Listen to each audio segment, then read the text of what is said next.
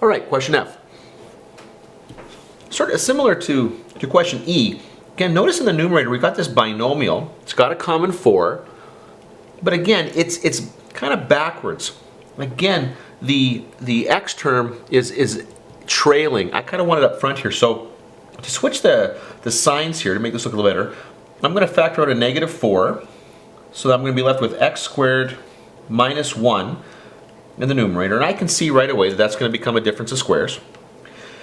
In the denominator, notice that there's a common 8x. So I'll take out my 8x, and that will leave me with x squared plus x minus 2 in the denominator. Now I'm going to just come over here. So my numerator is a difference of squares now, a very clear difference of squares. That'll become x minus 1, x plus 1 over 8x. Okay, now x squared plus x minus 2, I know I'm going to get a binomial, two binomials out of that, and they both got to start with just x. That's the only way I'm going to get those two to multiply together to create that x squared term that I'm seeing there.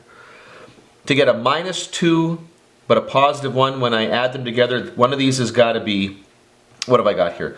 One of them has got to be minus 1 and positive 2. Okay, yep. And then x minus 1 divided by x minus 1 is 1. The 4 over the 8, that's kind of a nice one. That leaves me with a 2 down there.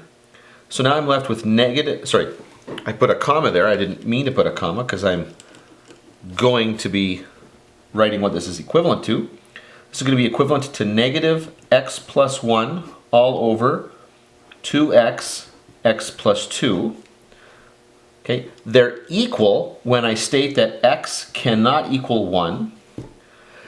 But I've still got two other restrictions here that have kind of survived to the end. And again, those are my essential discontinuities. X can't be 0 because that makes this part of that denominator equal to 0. So x can't be 0. And then additionally, x can't be negative 2, or else that particular factor there goes to negative 2.